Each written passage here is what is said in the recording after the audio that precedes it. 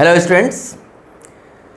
तो बच्चों आज से हम लोग अपना सौर्य बैच का स्टार्ट कर रहे हैं। सौर्य बैच आज से स्टार्ट हो रहा है। इसमें हम लोग क्लास 12th का A to Z चीज़ें पढ़ेंगे, एकदम बेसिक से लेकर एडवांस लेवल तक चीज़ें की जाएंगी। थोड़ा सा बीच में डिलेड हो गया, काफ़ी दिनों से बैचेस नहीं रन कर पा रहे थे, लेकिन आज से ये कंटिन्यूस चलेंगे। पढ़ाई का क्या तरीका होगा हमारे बच्चों, पहले तो आपको पूरी थियरी डिस्कस की जाएगी, उसके बाद NCERT के एक एक क्वेश्चंस को डिस्कस किए जाएंगे।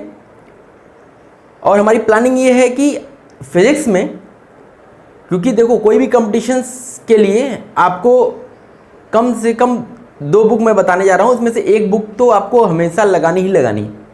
पहली लगानी है SC वर्मा फिजिक्स की, और एक है एरोडोव की क्वेश्चंस जो होते हैं वो एडवांस लेवल के होते हैं, तो जो बच्चा लगाना चाहे उसको भी लगा सकता है। हमारी कोशिश ये रहेगी कि हम HCV के सारे क्वेश्चंस डिस्कस करें, और टाइम अगर मिल पाता है तो एरोडोव के भी क्वेश्चंस हम लोग यहाँ डिस्कस करने की कोशिश करेंगे पूरी तरीके से। तो इस तरीके से हम लोग आगे बढ़ेंगे बच्चों। तो चलो टाइम वेस्ट ना करते हुए हम लोग अपने बैच को स्टार्ट करते हैं और आज से पढ़ाई स्टार्ट करते हैं। ठीक, तो चलो आज हम लोग अपना जो फर्स्ट चैप्टर है हमारा इलेक्ट्रोस्टैटिक्स। देखो इलेक्ट्रोस्टैटिक्स में हम लोग पढ़ेंगे क्या, तो इसमें हम लोग पढ़ते हैं बेसिकली चार्ज के बारे में पढ़ते हैं। अब जो चार्ज होता है, अगर वो चार्ज रेस्ट पे है तो उसको हम लोग इलेक्ट्रोस्टैटिक में पढ़ते हैं। वो चार्ज मोशन में होगा तो इलेक्ट्रोमैग्नेटिज्म में हम लोग उसको देखेंगे। ठीक, तो पहले हम लोग बात करेंगे चार्ज क्या होता है। सबसे पहले इस चार्ज को जानते हैं कि चार्ज होता क्या है, तब ना हम देखेंगे कि चार्ज रेस्ट पे है कि मोशन में है, फिर कौन से इफेक्ट जनरेट करता है, ये तो बात की बात है। तो पहले हमें चार्ज पता होना चाहिए। तो आप लोग चार्ज तो पढ़े भी होंगे 10th क्लास में, इलेक्ट्रिसिटी आपका फर्स्ट चैप्टर था, तो वहाँ पे आपको चार्ज के बारे में थोड़ा बहुत आइडिया दिया गया होगा। देखो ये चार्ज जो होते हैं ये कहाँ हैं, एवरीवेयर प्रेजेंट है, हर जगह हर चीज में चार्जेस अवेलेबल होते हैं। कहोगे हर चीज में कैसे सर, कोई भी चीज ले लो भाई, थर्माकोल ले लो, कॉपर ले लो, कोई भी चीज, एनीथिंग, सब में चार्जेस अवेलेबल है। हर एक चीज में चार्जेस अवेलेबल है, किसी भी चीज में चार्जेस अवेलेबल है। और जो चार्जेस होते हैं, जो आपके चार्जेस होते हैं always be associated with mass. इसका मतलब समझ रहे हो,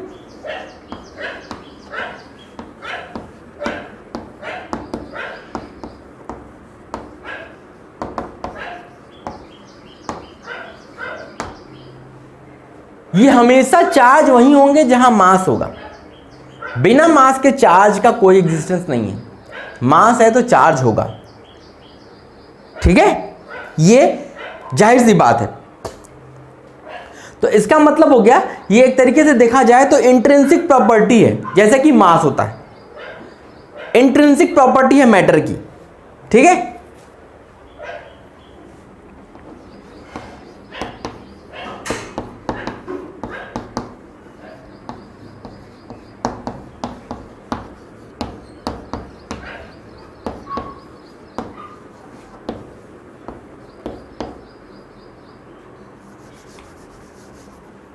लाइक मास, ये मास की तरह ही इंट्रिंसिक प्रॉपर्टी है मैटर की। चीज जो भी मैटर होगा उसके पास मास होगा, उसी तरह उसके पास चार्ज भी होगा। ये और ये हमेशा अवेलेबल होगा, हमेशा मास होगा तो चार्ज भी होगा ही होगा, ये डेफिनेटली है। ठीक, देखो अब हम बात करते हैं इलेक्ट्रिक चार्ज के बारे में।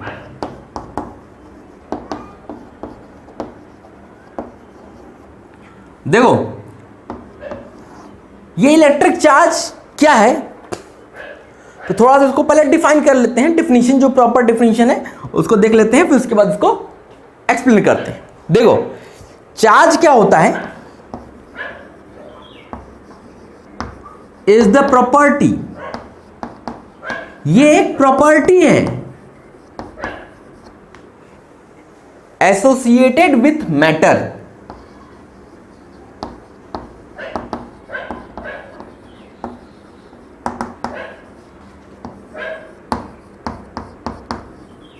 मतलब मैटर है तो इसका मतलब क्या होगा, मास होगा। ठीक है, चार्ज क्या है, एक प्रॉपर्टी है associated with matter due to which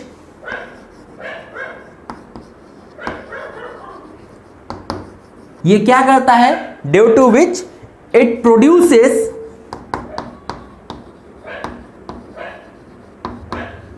ये प्रोड्यूस करता है and experiences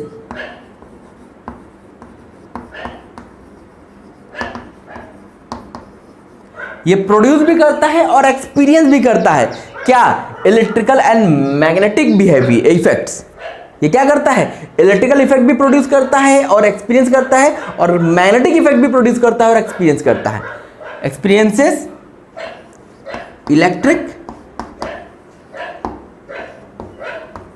and magnetic effects.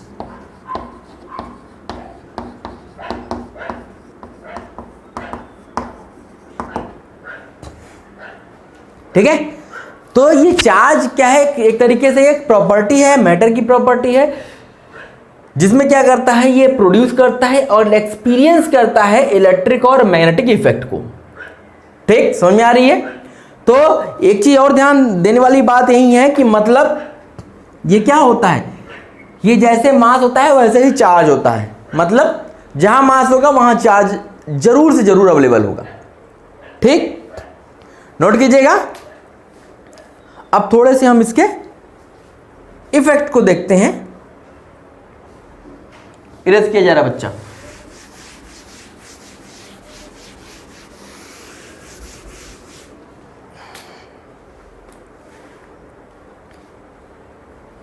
देखो, अब एक चीज ध्यान देना,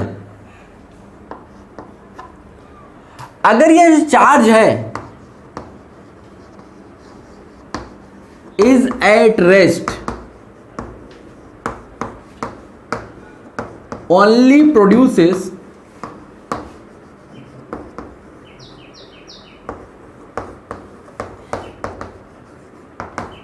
electric effect।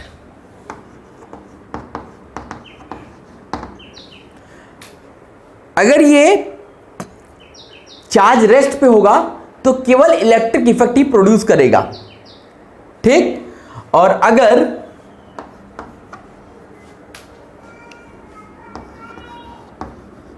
Charge in motion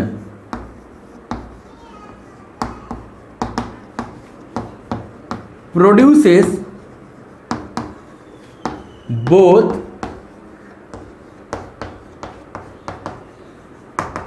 electric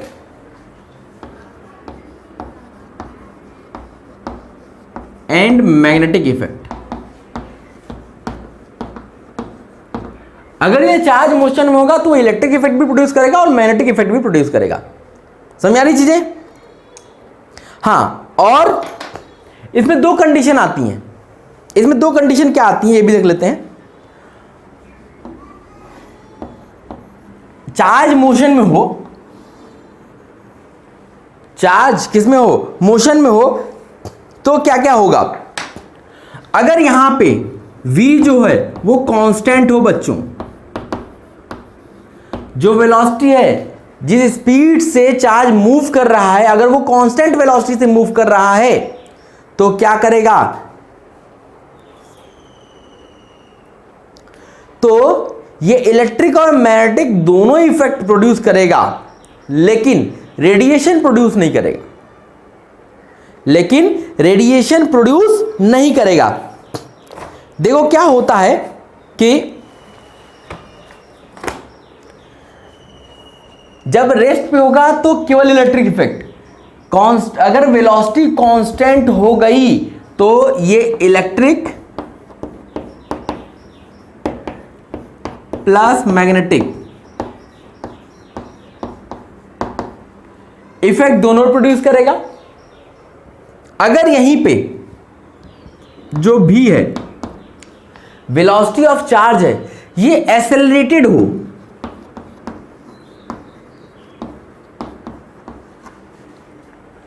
continuously इसकी वेलोसिटी बढ़ रही हो, तो इलेक्ट्रिक और मैग्नेटिक इफेक्ट के साथ साथ ये रेडिएशन भी प्रोड्यूस करेगा। क्या करेगा? ये रेडिएशन भी प्रोड्यूस करेगा। तो electric effect plus magnetic effect plus radiation,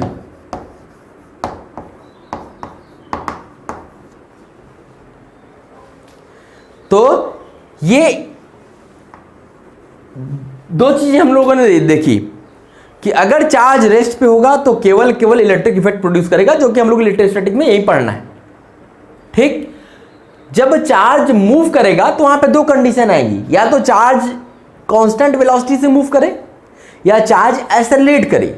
जब चार्ज कांस्टेंट वेलोसिटी से मूव करेगा तो वहां पे इलेक्ट्रिक और मैग्नेटिक इफेक्ट दोनों प्रोड्यूस होंगे, लेकिन अगर चार्ज एक्सेलरेटेड मोशन कर रहा है तो वहां पे इलेक्ट्रिक इफेक्ट मैग्नेटिक इफेक्ट के साथ साथ रेडिएशन भी प्रोड्यूस करेगा, कुछ एनर्जी भी इमिट करेगा। ठीक, इसको हम लोग भी आगे पढ़ेंगे। ठीक है, तो ये नोट कर लीजिए बच्चों, फिर आगे बढ़ते हैं।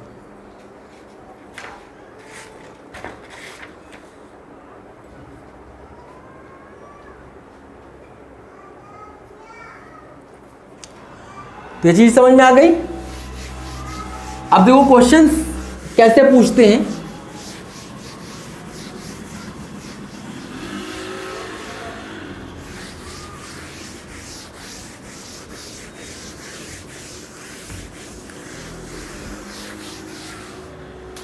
क्वेश्चन कैसे पूछते हैं वो देखते हैं। देखिए क्वेश्चन कैसे पूछता है। देखिए क्वेश्चन बहुत ही बेसिक टाइप के क्वेश्चन पूछेगा कि electric charge, stationary electric charge produces, एक स्टेशनरी इलेक्ट्रिक चार्ज जो होगा, रुका हुआ इलेक्ट्रिक चार्ज जो होगा, वो क्या प्रोड्यूस करेगा? केवल इलेक्ट्रिक इफेक्ट या केवल मैग्नेटिक इफेक्ट या इलेक्ट्रिक और मैग्नेटिक दोनों इफेक्ट या कोई भी नहीं। तो अभी मैंने आपको बताया कि अगर कोई चार्ज रेस्ट पे होता है तो वो केवल इलेक्ट्रिक इफेक्ट प्रोड्यूस करता है। इसका मतलब ये ऑप्शन हमारा सही है। ठीक, देखो बस आप पढ़े रहोगे तो आपको बस क्या करना है, टिक मारने हैं। नहीं पढ़े रहोगे तो फिर क्या है, दिमाग खपाओ। तो हमें दिमाग नहीं खपाना, हमें एक बार में पढ़ लेना है और उसको अच्छे से इंप्लीमेंट करना है।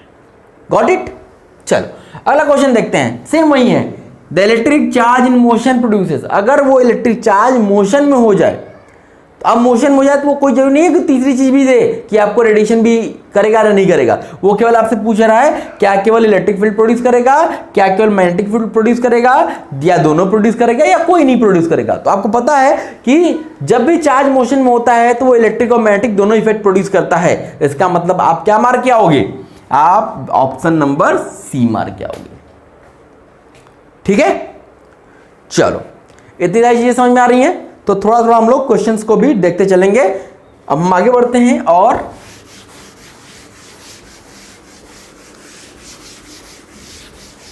बच्चों आपको इस वीडियो के डिस्क्रिप्शन में आपको जो भी लेक्चर्स पढ़ाए जा रहे हैं उसके कंप्लीट नोट्स अवेलेबल होंगे, तो आप वहां से डाउनलोड भी कर सकते हैं। और उसके साथ साथ एक डीपीपी, हर एक लेक्चर के साथ एक डीपीपी भी आपको अलॉट रहेगी।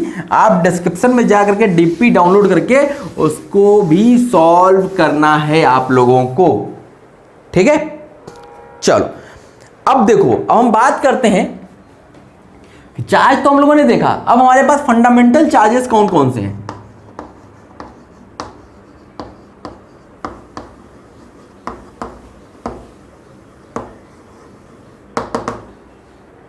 फंडामेंटल चार्जेस कौन कौन से हैं? देखो अगर हम फंडामेंटल चार्ज की बात करें तो पहला फंडामेंटल चार्ज है हमारे पास इलेक्ट्रॉन। ठीक, दूसरा है प्रोटॉन, तीसरा है न्यूट्रॉन। को हम लोग फंडामेंटल चार्ज पार्टिकल नहीं बोल सकते क्योंकि उसको ऊपर कोई चार्ज होता ही नहीं है। तीसरा हम लोग बोलते हैं अल्फा पार्टिकल।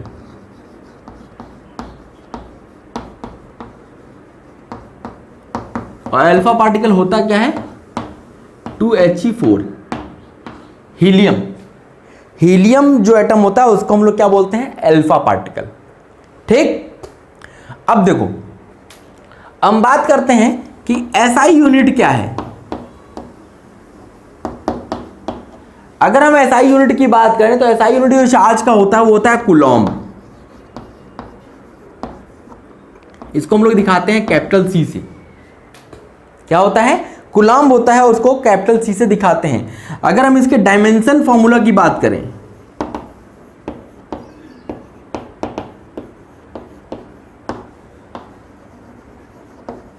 अभी आप देखोगे कि जो चार्ज होता है वो होता है Q is equal to I into T. अभी अभी जस्ट आने वाला है। देखो अब हमें इसका डायमेंशन निकालना है,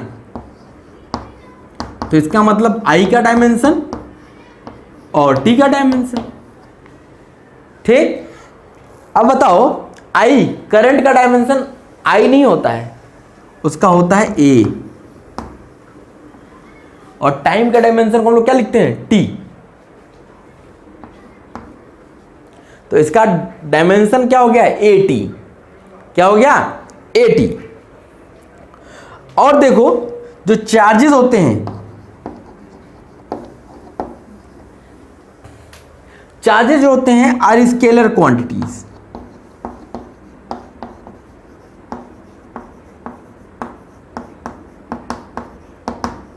चार्जेस क्या होते हैं, स्केलर क्वांटिटीज होती हैं।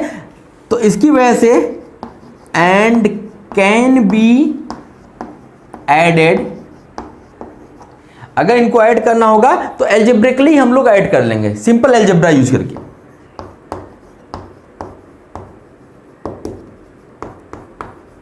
सिंपल एल्जेब्रा यूज करके हम सिंपली इसको ऐड कर लेंगे। जैसे अगर मान लो आपके पास -2 कूलाम का एक चार्ज है एक बॉडी पे और 5 कूलाम का चार्ज है, तो सिंपल इसको ऐड कर दीजिए तो यह क्या आ जाएगा, 3 कूलाम का प्लस 3 कूलाम चार्ज। ठीक है, इतनी सारी चीजें समझ में आ रही है, नोट कीजिए, फिर आगे आपको कुछ और बताते हैं।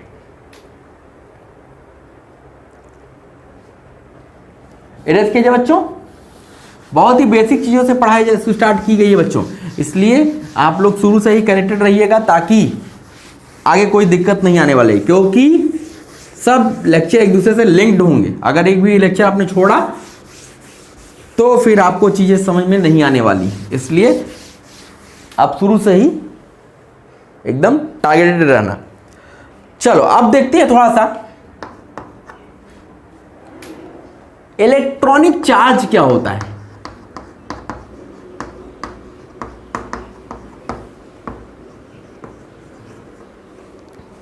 इलेक्ट्रॉनिक चार्ज का मतलब होता है, हम लोग लिखते हैं इसको E। केवल E लिखने का मतलब है वो इलेक्ट्रॉनिक चार्ज है, न कि इलेक्ट्रॉन है। ठीक है, तो इलेक्ट्रॉनिक चार्ज जो होता है वो होता कितना है, 1.6 इंटू 10⁻⁻19 कूलम। ये इलेक्ट्रॉनिक चार्ज है। तो कहोगे सर चार्ज इलेक्ट्रॉन में बता दीजिए, चार्ज ऑन इलेक्ट्रॉन।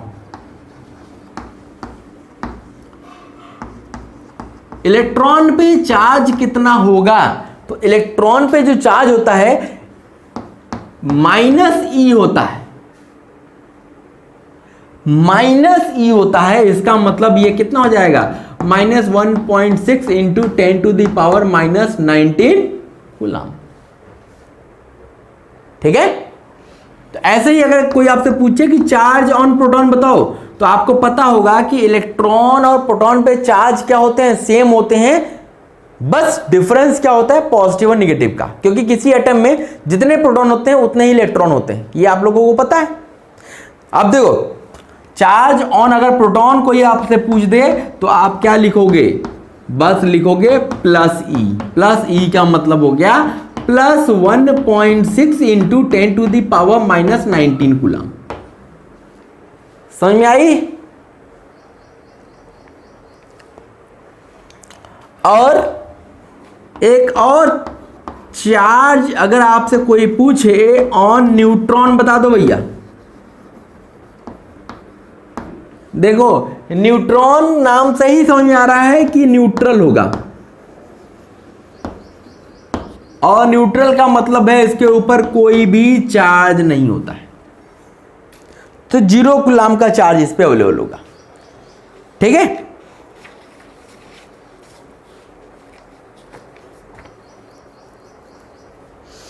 अब देखो जो ये चार्ज है ये कभी बोला जाता है कि पॉजिटिव होगा, कभी बोला जाता है नेगेटिव होगा। तो जो पॉजिटिव और नेगेटिव साइन है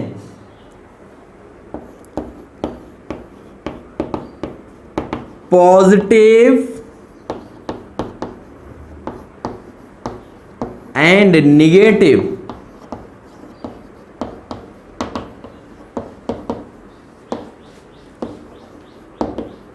sign where arbitrarily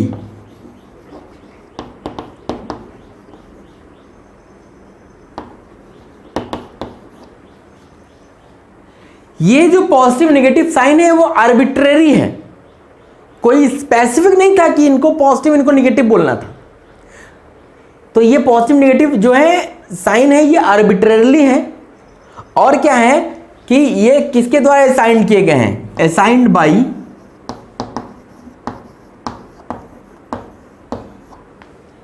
Benjamin Franklin.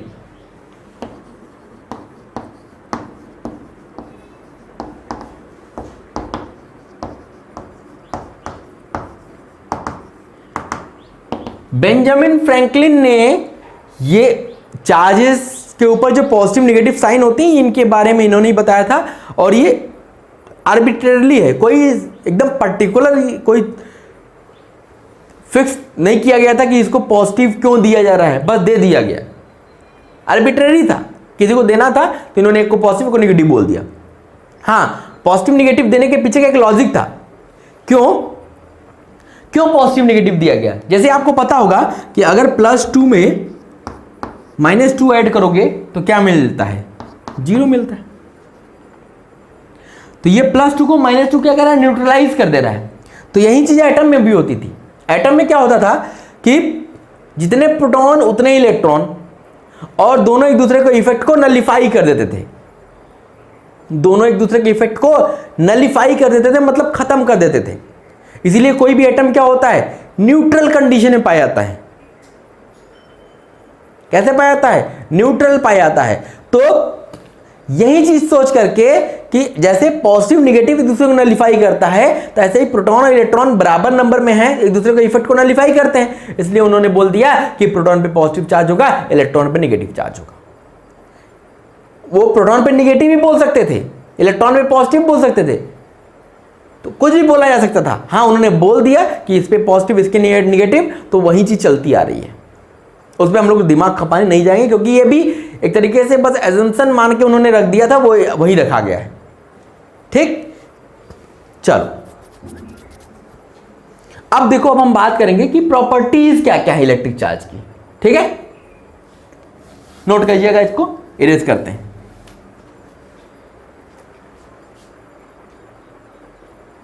देखिए, हम बात करते हैं, आगे बढ़ते हैं, वो लोग प्रॉपर्टीज ऑफ चार्जेस की बात करते हैं। चार्जेस की क्या क्या प्रॉपर्टी है, तो उसमें जो पहली प्रॉपर्टी हम लोग बात करेंगे वो बात करते हैं कि टाइप्स ऑफ चार्जेस की।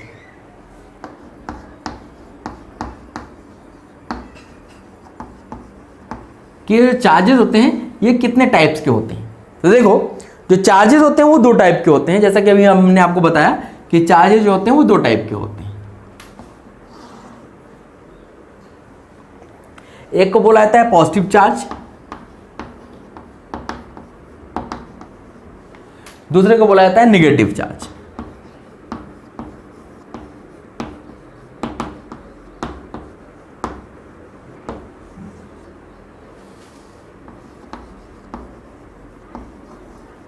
अब देखो, ये पॉजिटिव चार्ज और नेगेटिव चार्ज ये कैसे आप बताओगे कि ये इस पे ऊपर पॉजिटिव चार्ज इसके ऊपर नेगेटिव चार्ज, कैसे बता सकते हैं। तो देखो, इसको बताने का तरीका क्या है कि अगर किसी भी एटम के पास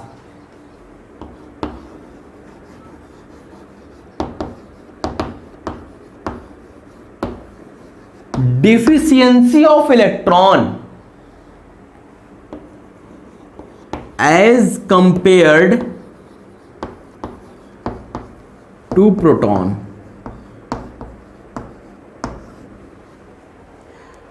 मतलब समझिएगा कि अगर किसी एटम के पास इलेक्ट्रॉन कम है प्रोटॉन से कम इलेक्ट्रॉन हैं, तो वो उनके ऊपर कौन सा चार्ज होगा? पॉजिटिव चार्ज होगा। कैसे? देखो, सी हियर, हमारे पास मान लो हमने हाइड्रोजन एटम लिया। हाइड्रोजन एटम के पास क्या होता है? एक प्रोटॉन होता है और एक इलेक्ट्रॉन होता है। होता है कि नहीं होता है? एक प्रोटॉन होता है, एक इलेक्ट्रॉन होता है। अब अगर ये हाइड्रोजन जो है एक इलेक्ट्रॉन किसी को दे दे, एक इलेक्ट्रॉन किसी को दे दे तो बना लेता है हाइड्रोजन आयन। एक इलेक्ट्रॉन ने किसी को दे दिया, तो अब बताओ अब यहां पे प्रोटॉन कितने हो गए? एक प्रोटॉन। और इलेक्ट्रॉन कितने? 0 इलेक्ट्रॉन। क्यों? क्योंकि एक इलेक्ट्रॉन तो दे दिया किसी को, अब इसके पास इलेक्ट्रॉन 0 हो गए। तो जब प्रोटॉन ज्यादा होता है, इलेक्ट्रॉन कम होता है, तो उसके ऊपर पॉजिटिव चार्ज होता है। देखो अब कितना पॉजिटिव, ये भी डिपेंड करता है इनके ऊपर। अब इनके बीच का डिफरेंस देखो, 1 - 0 1, 1 प्लस, तो प्लस लगा। कोई और ले लो, जैसे मान लो आपने लिथियम लिया। लिथियम के पास होता है 3 प्रोटॉन और 3 इलेक्ट्रॉन। इस लिथियम ने क्या किया? 2 इलेक्ट्रॉन किसी को दे दिया तो Li2+ बना लिया। अब इसके पास देखो तो प्रोटॉन तो 3 ही रहेंगे, क्योंकि प्रोटॉन तो कभी निकल नहीं सकते, न्यूक्लियस के अंदर होते हैं और न्यूक्लियस के अंदर चीजें निकल ही नहीं सकती। हाँ, इलेक्ट्रॉन आउटर मोस्ट ऑर्बिट में चक्कर लगाते रहते हैं, तो इलेक्ट्रॉन वहां से एनर्जी थोड़ी सी मिलती है तो वो भाग जाते हैं। तो यहां पे क्या होता है? 3 प्रोटॉन तो रहेंगे ही रहेंगे, लेकिन 2 इलेक्ट्रॉन निकल गए, तो अब यहां पे बचे कितने? 1 इलेक्ट्रॉन। तो अब देखो 3 प्लस है, 1 माइनस है, तो क्या आएगा? +2 आएगा, इसलिए +2 चार्ज आएगा। ठीक, तो इसका मतलब है कि अगर डिफिशियंसी ऑफ इलेक्ट्रॉन है एज कंपेरिजन टू प्रोटॉन, तो हमारे उस पार्टिकल के ऊपर पॉजिटिव चार्ज आएगा। Got it? नेगेटिव चार्ज कब होगा? नेगेटिव चार्ज होने का मतलब है एक्सेस ऑफ इलेक्ट्रॉन्स। इसी का उल्टा, as compared to protons. Protons के कंपैरिजन में अगर इलेक्ट्रॉन ज्यादा हो गए तो उसके ऊपर नेगेटिव चार्ज होगा। एग्जांपल लेते हैं, जैसे मान लो हमने लिया क्लोरीन। क्लोरीन का एटॉमिक नंबर होता है 17, याद है? तो इसको आप लिखते हो कि 17 इसके पास प्रोटॉन है और 17 इसके पास इलेक्ट्रॉन है। इस Cl ने क्या किया? एक इलेक्ट्रॉन किसी से गेन कर लिया, ले लिया, तो इसने क्या बना लिया? Cl-, Cl- बना लिया। अब बताओ इस Cl- के पास कितने प्रोटॉन हो जाएंगे? प्रोटॉन तो 17 ही रहेंगे, लेकिन इलेक्ट्रॉन इसने एक लिया है, तो 17 + 1 18 इलेक्ट्रॉन हो गए। अब देखो इलेक्ट्रॉन ज्यादा प्रोटॉन कम, जब इलेक्ट्रॉन ज्यादा हो जाएगा जिसका मतलब इस पे 17 पॉजिटिव 18 नेगेटिव, तो 17 पॉजिटिव 18 नेगेटिव जोड़ोगे तो -1 आएगा, तो -1 चार्ज यहां लगा है और इसलिए ये नेगेटिव हो गया, क्योंकि यहां पे दोनों का क्या आ रहा है? नेट क्या आ रहा है? नेगेटिव आ रहा है। नेगेटिव आ रहा है, इसका मतलब इसके ऊपर नेगेटिव चार्ज है। समझ आ रही बात? नोट कीजिएगा।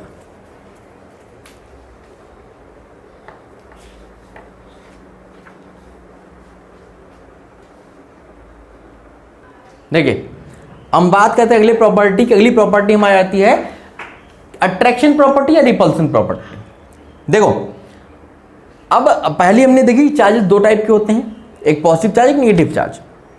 अब कौन 2 चार्जेस के बीच में अट्रैक्शन होगा, कौन 2 चार्जेस के बीच में रिपल्सन होगा, ये कैसे पता चलेगा? देखो जो लाइट चार्जेस होते हैं, कौन से? Light charges repel, like charges क्या करते हैं? रिपेल करते हैं। और अनलाइक चार्जेस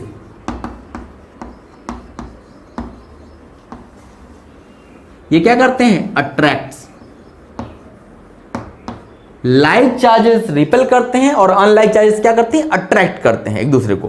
तो देखो इसको ऐसे समझो, जैसे मान लो ये पॉजिटिव, ये भी पॉजिटिव, ठीक है, ये निगेटिव, ये भी निगेटिव, ये पॉजिटिव, ये निगेटिव, ये निगेटिव, ये पॉजिटिव, ठीक है। ये हमने चार्जेस बना दिया। अब देखो ये दोनों लाइक है कि अनलाइक है? लाइक चार्जेस है। तो लाइक चार्जेस के बीच में क्या होता है? रिपल्सन होता है। तो ये एक दूसरे को दूर भगाएंगे, दूर भागेंगे। ये भी एक दूसरे से क्या भागेंगे? दूर भागेंगे, क्योंकि लाइक है, दोनों एक जैसे हैं। लेकिन यहां पे क्या है? दोनों अलग अलग टाइप के चार्जेस हैं। जब दोनों अलग अलग टाइप के चार्जेस होंगे तो उनके बीच में क्या होगा? अट्रैक्शन। तो ये क्या करेंगे? एक दूसरे को चिपकाने की कोशिश करेंगे। आ जाओ, पास आ जाओ बेटा, पास आ जाओ। ये दोनों दूर भागेंगे, दूर भागो, भाग भाग भाग। ये भी क्या होंगे? ये भी एक दूसरे से अट्रैक्ट करेंगे। तो लाइक चार्जेस जो होते हैं वो क्या करते हैं? रिपेल करते हैं और अनलाइक चार्जेस अट्रैक्ट करते हैं। लड़के लड़के में रिपल्सन होता है। एक सीट पे दो लड़के बैठेंगे तो किनारे किनारे बैठेंगे, लेकिन एक लड़का एक लड़की बैठ जाए चिपक के बैठेंगे तो उनमें क्या होगा? अट्रैक्शन। उनमें क्या होगा? रिपल्सन। समझ गए? तुम लोग ऐसे ही समझते हो। चलो अब देखो अगली प्रॉपर्टी। अगली प्रॉपर्टी हमारी क्या है बच्चों? नेक्स्ट प्रॉपर्टी है चार्ज इज कंजर्व्ड।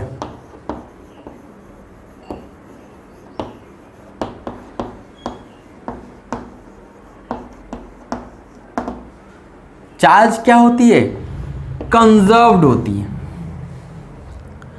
कंजर्व्ड का मतलब समझते हो? Conservation of energy, conservation of mass, ये सब चीज पढ़ते रहोगे। तो कंजर्वेशन ऑफ चार्ज का क्या मतलब हो गया? Charge should neither be created nor destroyed, यही मतलब होता है। कंजर्वेशन ऑफ एनर्जी का मतलब समझते थे कि energy should neither be created nor destroyed. तो कंजर्वेशन ऑफ चार्ज का क्या मतलब हो गया? कि charge should neither be created nor destroyed. लिख लो।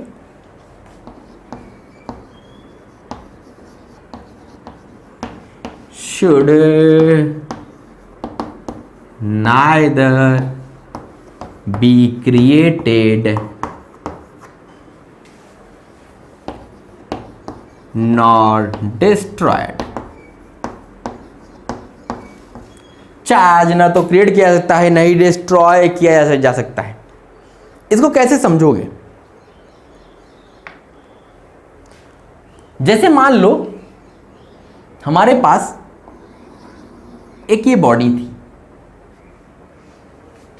ये बॉडी थी, इसमें मान लिया कि 1 2 3 4 5 6, ये 6 तो पॉजिटिव चार्ज थे और 1 2 3 4 5 6 तो नेगेटिव चार्ज थे। 6 पॉजिटिव 6 नेगेटिव, तो इस पे नेट चार्ज कितना है? 0 है। ठीक है। हमने क्या किया? एक चार्ज्ड बॉडी ले आई, एक चार्ज बॉडी लाके इसको टच करा दिया। अब इसके ऊपर क्या है? 1 2 3 4 +4 का चार्ज है, +4 ई, +4 इलेक्ट्रॉन का चार्ज है, +4। ठीक है, +4 चार्ज। तो जब इसको टच कराया तो क्या हुआ? इसमें से कुछ इलेक्ट्रॉन ने इसको न्यूट्रलाइज कर लिया। मान लो 2 इलेक्ट्रॉन यहां आके इसको खा गए। अब क्या हुआ? देखो ये पहले था, बिफोर। अब क्या हुआ?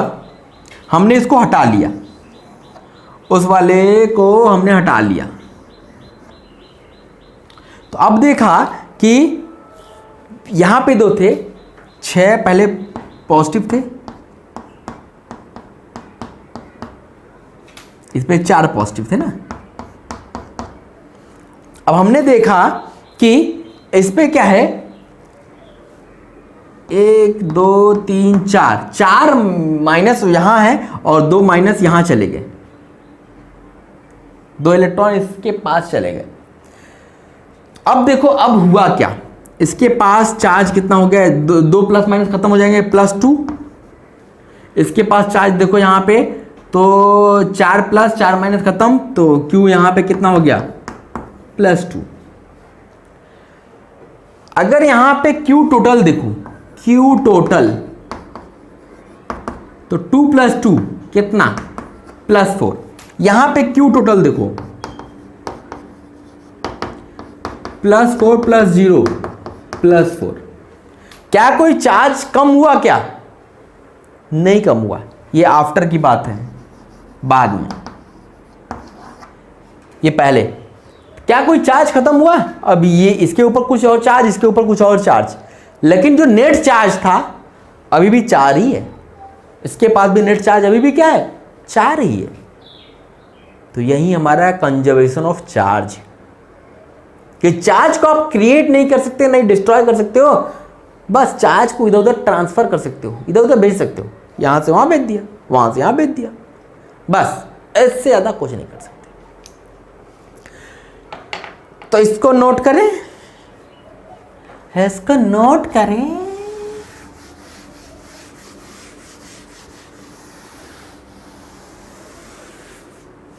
देखो इसका मतलब क्या हुआ, in every,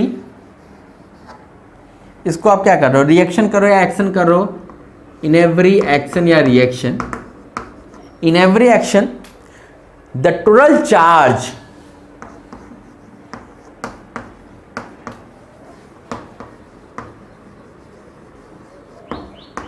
on an isolated system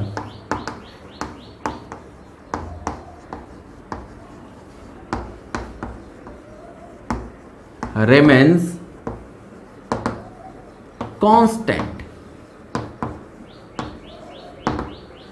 जो टोटल चार्ज होगा किसी भी आइसोलेटेड सिस्टम का, वो हमेशा कांस्टेंट बना रहेगा, ठीक है। आगे बढ़ा जाए, चलो भाई आगे बढ़ते हैं।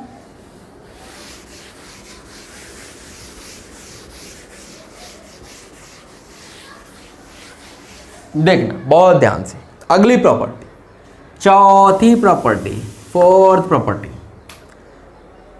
फोर्थ प्रॉपर्टी काफी मजेदार है कि चार्जेस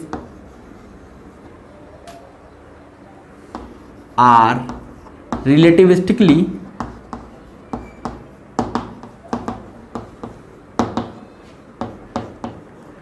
इनवेरिएंट।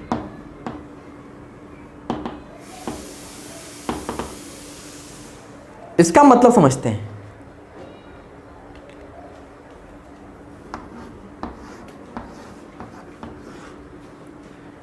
रिलेटिविस्टिकली इनवेरिएंट का मतलब क्या है,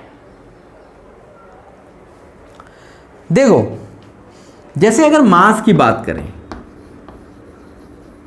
जो मास होता है किसी पार्टिकल का,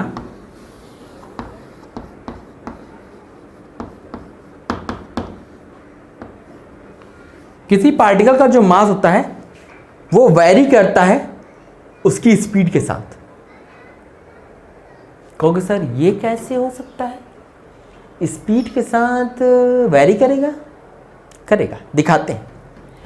mass of particle varies with its speed.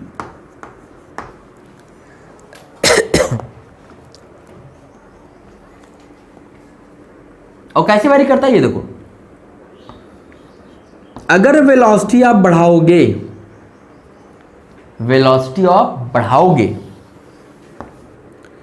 तो मास भी बढ़ेगा। जितनी ज्यादा वेलोसिटी उतना ज्यादा मास। कहोगे सर इसको प्रूव करो, कैसे प्रूव करोगे? देखो एक रिलेशन होता है, याद करो ये रिलेशन आपने पढ़ा होगा, m is equal to M nought upon under root 1 minus V square by C square. ये रिलेशन है। यहां ये m नॉट क्या है? Rest mass. जब ऑब्जेक्ट रुका था तब का मास है। ये वेलोसिटी ऑफ पार्टिकल, c क्या है? Speed of light.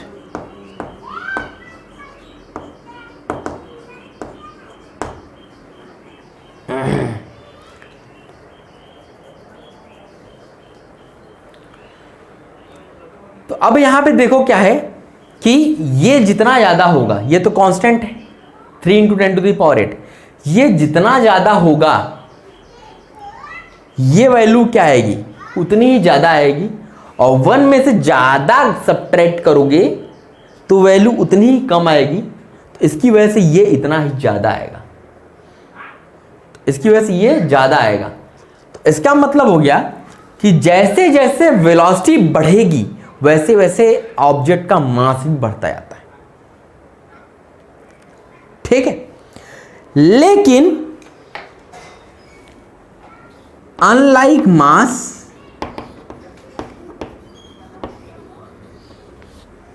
The charge on a body does not very with speed. The charge on a body does not vary with speed। जैसे कि मास के साथ हो रहा है, लेकिन चार्ज के साथ ये नहीं होता। चार्ज को कितना भी स्पीड दे दो उसके ऊपर इफेक्ट नहीं पड़ता। तो इसका मतलब ये हुआ कि अगर जो चार्ज जो रेस्ट पे है उसको मूव भी करा दोगे तो भी चार्ज के ऊपर कोई इफेक्ट नहीं पड़ेगा। Charge in motion. तो इसी को इनवेरिएंट प्रॉपर्टी बोलते हैं। कौन सी प्रॉपर्टी बोलते हैं? Invariant property.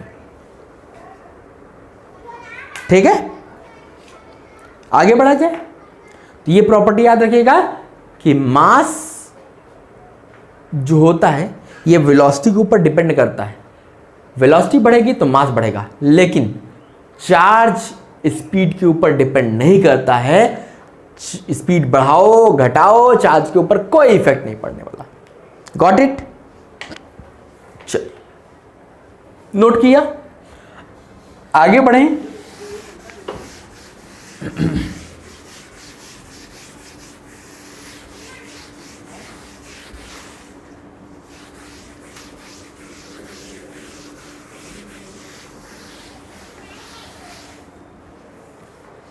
अगली प्रॉपर्टी, लास्ट प्रॉपर्टी, और ये सबसे important property, charge is quantized.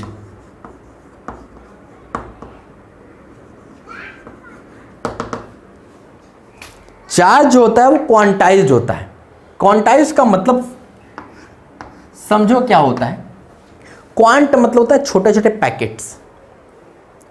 तो जो भी टोटल चार्ज होता है किसी बॉडी के ऊपर, किसी भी बॉडी के ऊपर जो टोटल चार्ज होता है is an integral multiple of fundamental unit of charge. कोई एक फंडामेंटल यूनिट बना दी गई चार्ज की, उसी का एक इंटीग्रल मल्टीपल होगा।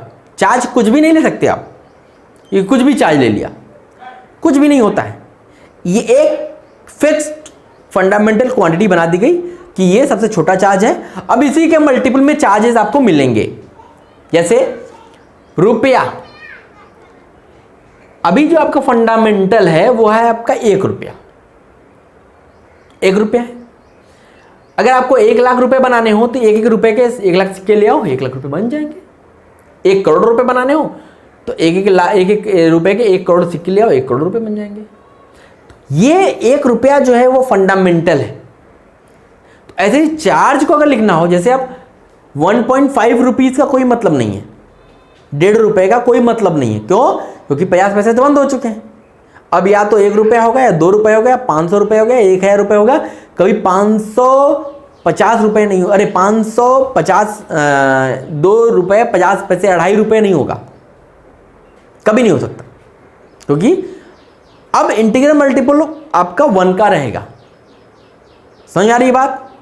ठीक। Charge on a body,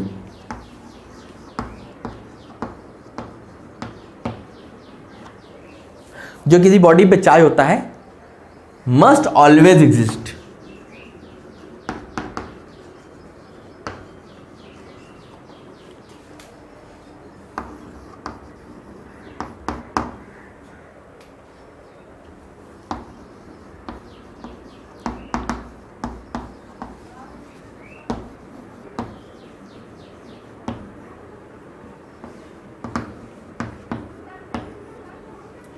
integral multiple of fundamental unit of charge.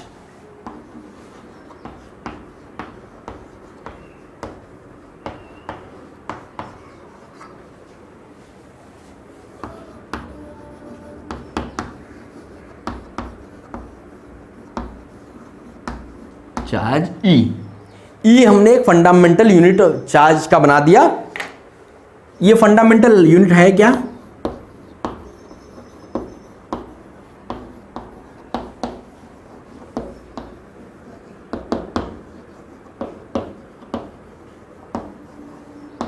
इसी को हमने इलेक्ट्रॉनिक चार्ज बोला था, याद करो।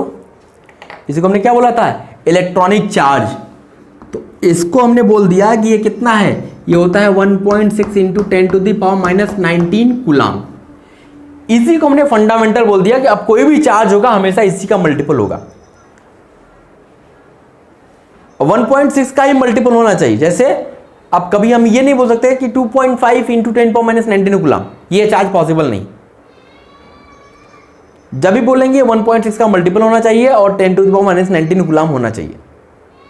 ठीक, तो इसका मतलब हो गया कि अगर चार्ज किसी बॉडी पे निकालना हो, charge on any body,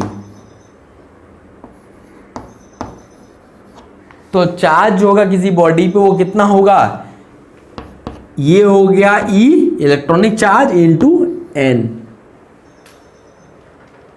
N क्या है? इंटीजर्स।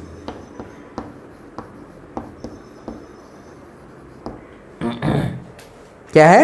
इंटीजर। अब एन की वैल्यू प्लस माइनस दोनों हो सकती है, तो इसलिए जो टोटल चार्ज होता है Q, इसके लिए हमने फॉर्मूला बना दिया प्लस माइनस एन ई।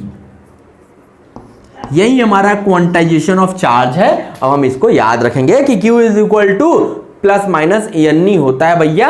अब इसको याद रखेंगे और इसी पे बेस सारे क्वेश्चंस हमारे होते हैं। कुछ क्वेश्चंस अभी मैं कराने वाला हूं। समझ आ रही बात? नोट करो, नोट करो। आप कुछ न्यूमेरिकल्स लेते हैं ताकि हमने जो सीखा उसको इंप्लीमेंट तो कर लें। नोट कीजिएगा।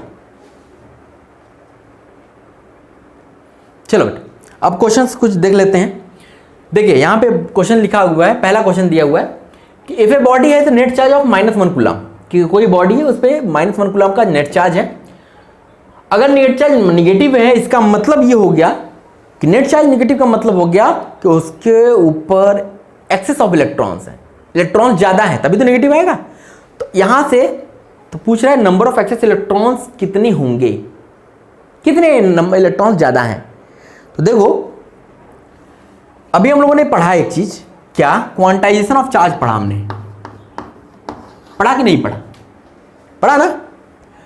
हमने पढ़ा Q is equal to N E पढ़ा। देखो टोटल चार्ज आपको -1 कूलाम दिया है, E पे चार्ज हमें पता है। अब हम यहाँ से N निकालते हैं, तो ये हो जाएगा Q/E हो जाएगा भैया। Q -1 दिया है, E होता है 1.6 इंटू 10⁻⁻19 कूलाम। कूलाम कूलाम मर गया, 10⁻⁻19 को ऊपर भेजो, 1 में 1.6 से डिवाइड करो, तो ये कितना आएगा? तो आप देखोगे कि इसको सॉल्व करने पे, हाँ इलेक्ट्रॉन है तो यहाँ पे ई पे नेगेटिव चार्ज आएगा, सॉरी नेगेटिव, ठीक। अब देखो यहाँ पे जो वैल्यू आएगी, इसको याद रखिएगा, ये एक स्टैंडर्ड रिजल्ट है, इसकी वैल्यू आती है 6.25 into 10 to the power plus 18। अब इसको आपको याद रखना है। सोचो एक कूलम चार्ज कितना बड़ा चार्ज है, देख रहे हो, एक कूलम चार्ज में इतने नंबर ऑफ इलेक्ट्रॉन्स होते हैं।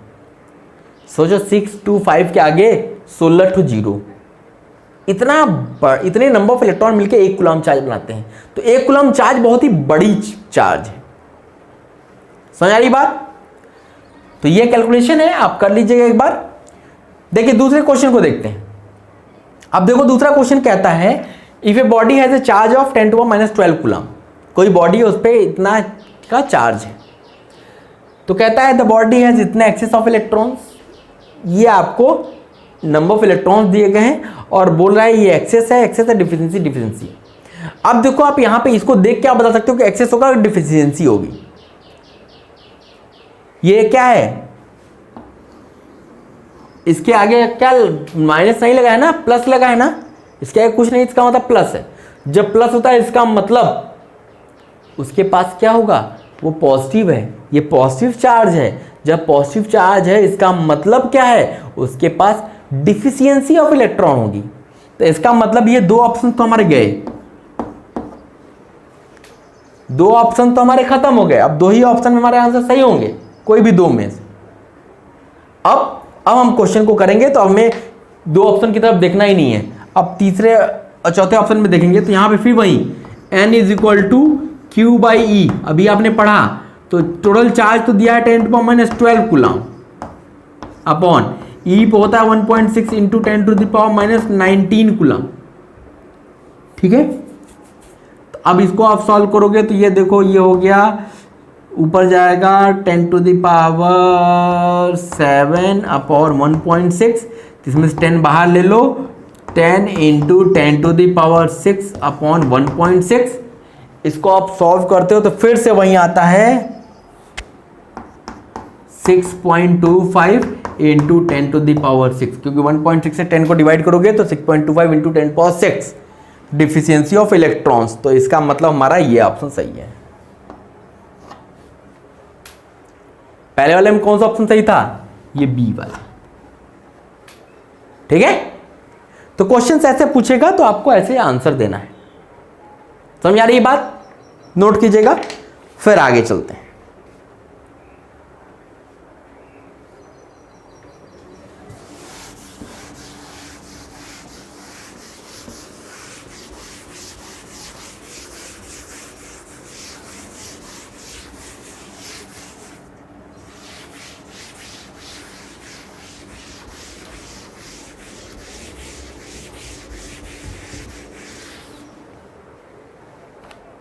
चलिए अब थोड़ा सा हम लोग देख लेते हैं कि चार्ज वर्सेस मास।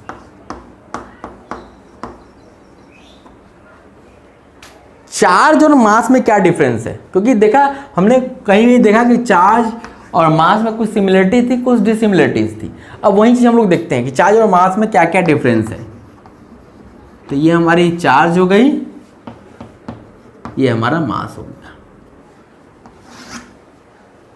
ठीक है, अब देखो पहली चीज क्या है, जो चार्ज हो सकता है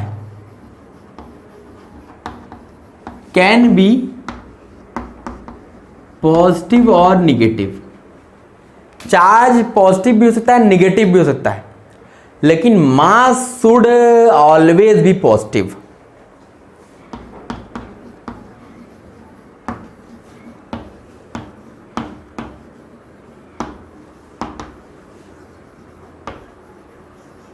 ये क्या होता है, ऑलवेज पॉजिटिव होता है। ठीक, पहली चीज।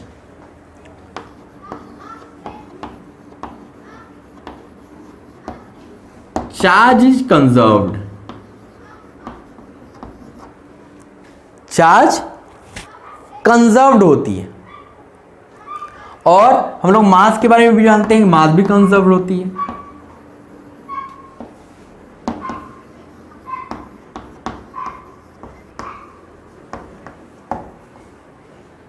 मास को भी हम लोग क्रिएट नहीं कर सकते, मास हर जगह फिक्स होता है। आपका मास कहीं भी चल जाओगे कांस्टेंट रहेगा, और पूरी यूनिवर्स का मास कांस्टेंट है। हाँ, कहीं कहीं क्या होता है कि मास को हम लोग एनर्जी में कन्वर्ट कर सकते हैं। E=mc² से कहीं कहीं हम लोग मास को एनर्जी में कन्वर्ट कर सकते हैं। ठीक है, तो ये भी याद रखिएगा हम लोग। तीसरी property, charge is quantized. Charge जो होता है क्वांटाइज्ड होता है, लेकिन क्वांटाइजेशन ऑफ मास अभी तक इस्टेब्लिश नहीं किया गया है।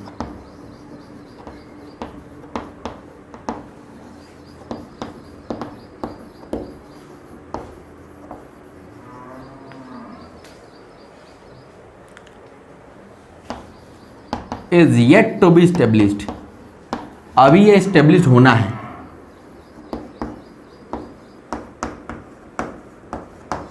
अभी ये स्टेब्लिश्ड हुआ नहीं है, अभी इसको स्टेब्लिश्ड होना है। ठीक है, अगला देखिए, चार्ज इज रिलेटिविस्टिकली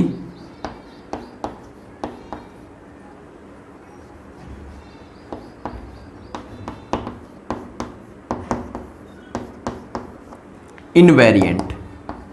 अभी बताया ना, चार्ज जो होता है वो इसके स्पीड के ऊपर डिपेंड नहीं करता, but mass is variant.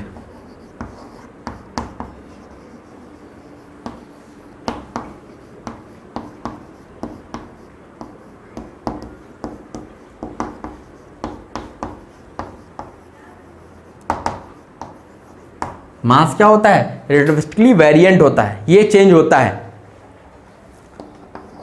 Force between charge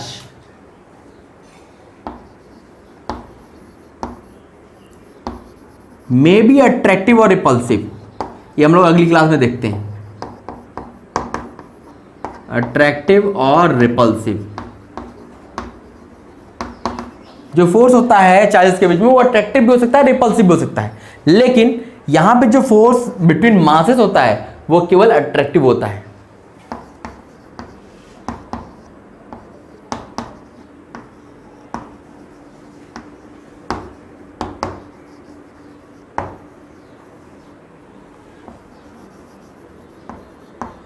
ये हमेशा अट्रैक्टिव ही होगा। जो मास, दो मास के बीच में जो फोर्स लगेगा वो केवल अट्रैक्टिव होगा। ठीक है, तो ये हमारा आज का लेक्चर हो गया। आज के लेक्चर में हमने बहुत कुछ ज़्यादा चीज़ें, बहुत बेसिक चीज़ें पढ़ी हैं, कोई बहुत एडवांस लेवल की चीज़ें नहीं पढ़ी हैं। हाँ, अगली क्लास से हमारा मेन टॉपिक स्टार्ट होगा। अभी हम लोग अगली नेक्स्ट क्लास में हम लोग बात करेंगे कि बॉडीज़ को कैसे चार्ज कर सकते हैं, उसके डिफरेंट मेथड्स होते हैं, उनके बारे में डिस्कस करेंगे। फिर उसके बाद हम लोग कूलॉम्स लॉ आएंगे, फिर उसके बाद हमारा मेन स्टार्ट हो जाएगा। कूलॉम्स लॉ आएगा, इलेक्ट्रिक फील्ड आएगा, फिर धीरे धीरे चीज़ें चलेंगी। ये काफ़ी लंबा चैप्टर होने वाला है, इसलिए आप लोग आराम से पढ़ाई करनी है। बस आपका काम ये है पढ़ते रहना है। आप ये नहीं देखना है कि अभी सर 20 लेक्चर हो गए, अभी चल ही रहा है। 20 नहीं 50 भी हो जाए कोई बात नहीं, आपको पढ़ते रहना है। क्योंकि अगर ये नहीं समझ में आएगा तो आगे कुछ नहीं समझ में आने वाला है। ये समझना जरूरी है क्योंकि सब इंटर रिलेटेड है। आपको 12th में पूरा इलेक्ट्रिसिटी, मैग्नेटिज्म, करंट इलेक्ट्रिसिटी और उसके बाद ऑप्टिक्स वाले से को छोड़ दीजिए, बाकी सारी चीज़ यहीं पढ़नी है हमको। ठीक है, तो इसलिए आपका काम है बस पढ़ते रहना। सिलेबस हमारा काम है कंप्लीट करना। आप पढ़ो आराम से, हम आराम से पढ़ाएंगे और सारी चीज़ें अच्छे से होती जाएंगी। ठीक है, तो ये आपको क्लास देखना है, डीपीपी सॉल्व करनी है आपको, और इसका पीडीएफ नोट्स आपको इस वीडियो के डिस्क्रिप्शन में आपको मिल जाएगा। तो आप उसको भी एक बार गो थ्रू कर लीजिए। अगर नई नोट्स बनाते हैं तो भी आप एक बार देख लीजिए, आराम से आपको सारी चीज़ें समझ में आ जाएंगी। फिर उसके बाद आप डीपीपी इसको सॉल्व करिए, क्योंकि वो सॉल्व करना जरूरी है।